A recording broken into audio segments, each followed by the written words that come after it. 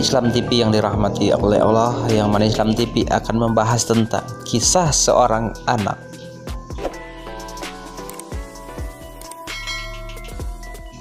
Seorang anak menelpon ayahnya yang tinggal pisah rumah dengannya dan ibunya. Pagi itu ibunya sakit dan tidak bisa mengantar anaknya ke sekolah seperti biasanya. Jarak sekolah kurang lebih 1 km dari rumahnya dan si anak bertubuh lemah. Pagi itu jam 6 si anak menelepon ayahnya. Si anak, "Ayah, antarkan aku sekolah." Dan ayah pun menjawab, "Ibumu kemana?" Anak itu menjawab lagi, "Ibu sakit ayah, tidak bisa mengantarkan aku ke sekolah. Kali ini ayahlah antarkan aku ke sekolah." Ayah pun menjawab, "Ayah tidak bisa, ayah nanti terlambat ke kantor. Kamu naik angkot saja atau naik ojek." Anak pun menjawab, "Ayah, uang ibu hanya tinggal 10.000. Ibu sakit, kami pun belum makan pagi. Tidak ada apa-apa di rumah. Kalau aku pakai untuk ongkos, kasihan ibu sakit belum makan. Juga adik-adik nanti akan makan apa ayah?" Ayah menjawab, "Ya sudah, jalan kaki saja sekolah. Ayah juga dulu sekolah jalan kaki. Kamu anak laki-laki harus kuat." "Ya sudah, terima kasih ayah." Si anak mengakhiri teleponnya dengan ayahnya. Dihapusnya air mata di sudut matanya, lalu berbalik masuk ke kamar. Ketika ibunya menatap wajahnya, dia tersenyum. "Ibu, apa kata ayahmu, nak?" Kata ayah, "Iya bu, ayah kali ini yang antar aku sekolah." Ibu pun menjawab, "Baguslah nak, sekolahmu jauh, kamu akan kelelahan kalau harus berjalan kaki. Doakan ibu lekas sembuh ya, biar besok ibu bisa antar kau ke sekolah." Anak, "Iya ibu, ibu tenang saja, ayah yang antar. Ayah bilang aku tunggu di depan gang supaya cepat ibu." "Ibu, berangkatlah nak, belajar yang rajin, yang semangat." "Iya ibu." Tahun berganti tahun, kenangan itu tertanam dalam diingatan si anak. Dia sekolah sampai pasca sarjana dengan biaya beasiswa. Setelah lulus, dia bekerja di perusahaan asing dengan gaji yang besar. Dengan penghasilannya, dia membiayai hidup ibunya, membantu menyekolahkan adik-adiknya sampai sarjana. Satu hari saat di kantor, ayahnya bertelepon. "Ada apa ayah?" "Nak, ayah sakit, tidak ada yang membantu mengantarkan ayah ke rumah sakit." "Memang istri ayah kemana?"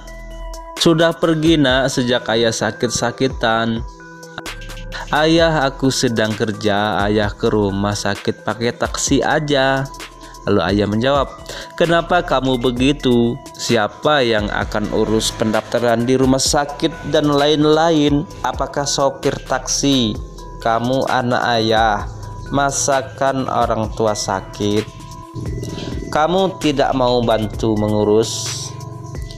"Anak, ayah, bukankah ayah yang mengajarkan aku mengurus diri sendiri? Bukankah ayah yang mengajarkan aku bahwa pekerjaan lebih penting daripada istri sakit dan anak?" "Ayah, aku masih ingat satu pagi aku nelpon ayah minta antar ke sekolahku. Waktu itu ibu sakit, ibu yang selalu antarkan kami anak-anaknya, yang mengurus kami seorang diri. Namun ayah katakan aku pergi jalan kaki, tubuhku lemah, sekolahku jauh. Namun ayah katakan anak laki-laki harus kuat. Dan ayah katakan ayah pun dulu berjalan kaki sekolah. Maka aku berjalan, bahwa karena ayah lakukan demikian, maka aku pun harus melakukan hal yang sama. Saat aku sakit pun hanya ibu yang ada mengurusku. Saat aku membutuhkan ayah, aku ingat kata-kata ayah, anak laki-laki harus kuat. Ayah tahu hari itu pertama kali aku berbohong kepada ibu. Aku katakan, iya ayah, yang akan antar aku ke sekolah dan meminta aku menunggu di depan gang. Tapi ayah tahu aku jalan kaki seperti yang ayah suruh. Di tengah jalan ibu menyusul dengan sepeda. Ibu bisa tahu aku berbohong dengan tubuh sakitnya. Ibu mengayuh sepeda mengantarkan aku ke sekolah. Ayah mengajarkan aku pekerjaan adalah yang utama. Ayah mengajarkan aku kalau ayah saja bisa, maka walau tubuhku lemah aku harus bisa. Kalau ayah bisa ajarkan itu, maka ayah pun harus bisa. Si ayah terdiam, sepi. Diseberangi telepon baru disadarinya betapa dalam luka yang ditorehkan di hati anaknya. Anak adalah didikan orang tua. Bagaimana kita bersikap memperlakukan mereka, kita sama saja sedang mengajarkan mereka bagaimana memperlakukan kita kelak ketika kita tua dan renta. Si anak dosa mungkin, si anak durhaka barangkali. Yang jelas ayahnya yang membuat anaknya sedemikian.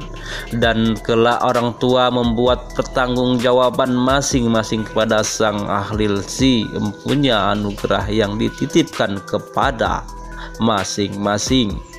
Menjadi orang tua bukan karena menanamkan benih atau karena melahirkan. Menjadi orang tua karena mengasuh, mendidik, menyayangi, memberi waktu, perhatian, mengayomi, mencurahkan perhatian dan kasih sayang. Menjadi orang tua tidak ada kata pensiun, finishnya hanya di kematianlah. Semoga bermanfaat. Billahi taufiq wal hidayah. Wassalamualaikum warahmatullahi wabarakatuh.